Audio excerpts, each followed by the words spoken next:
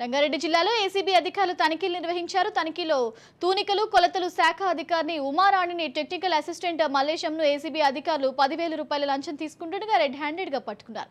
ఇక గిరిధరం అనే వ్యక్తికి వ్యాలిడేట్ సర్టిఫికేట్ జారీ చేయడానికి ఉమారాణి టెక్నికల్ అసిస్టెంట్ మల్లేశం 10,000 రూపాయలను డిమాండ్ చేసినట్లు 25 ఎలక్ట్రిక్ యంత్రాల కోసం 400 రూపాయల చొప్పున అదనంగా లంచం ఇవ్వాలని ఉమారాణి గిరిధర్ను అడిగినట్లు ఏసీబీ డీఎస్పీ శ్రీధర్ తెలిపారు.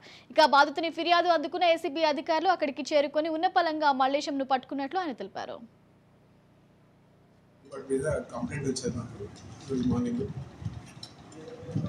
అతను నాట్కో ఫార్మాకు సంబంధించినటువంటి వెయిట్స్ కి రిపేరర్ గా licensed repairer, legal metrology department నుంచి అతనికి లైసెన్స్ ఉంది.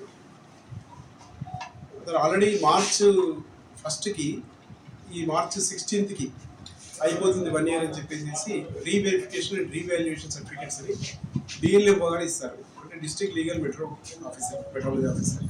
ఆ స్టాంపింగ్ చేయడం అనేది డిలే చేస్తూ ఆ ఫీజు కాకుండా ఇంక ఎక్స్ట్రా లంచం కూడా కావాలని చెప్పి ద్వారా అడిగించారు.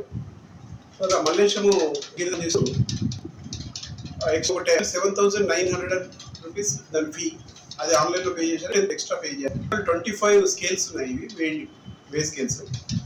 25 వాటికి ఒక్కొక్కదానికి 400 చొప్పున 10,000 ఎక్స్ట్రా పే చేయాలని చెప్పారు. ఆ 10,000 క్యాష్ తీసుకుని ఈరోజు మా ఆఫీస్కి వస్తే అక్కడ కేసు రిజిస్టర్ చేశాము. చేసేసి ఈరోజు సీతాఫల్ మండి ఫ్లైఓవర్ దగ్గర మల్లేశం ఇల్లు ఉంటుంది, అక్కడికి వచ్చేసి తీసుకుంటామని చెప్పాడు. అతను నాకు సంబంధం లేదు, మా ఆఫీసర్ తీసుకోమంటే తీసుకున్నానని చెప్పేసి ఇమీడియట్లీ కాల్ కూడా చేశాడు ఆఫీసర్కి. అవి కూడా అంటే మనీ ముట్టినాయి తీసేసుకున్నాను ఇంటి దగ్గర అంటే ఓకే అని తీసుకోవచ్చు అంటే ఇమీడియట్లీ వాళ్ళ ఇంటికి కూడా మా ఉమెన్ ఇన్స్పెక్టర్ వెళ్ళిపోయి ఇంట్లో ఆమెని కస్టడీలోకి తీసుకొని ఇక్కడికి ఆఫీస్ తీసుకొచ్చారు. వాళ్ళ అసిస్టెంట్ కంట్రోలర్ గారు ఉన్నారు, ఇక్కడ అసిస్టెంట్ కంట్రోలర్ గారితో వెరిఫై చేస్తున్నాము ఇంకా ఇలాంటి కేసులు ఎన్ని పెండింగ్ ఉన్నాయి.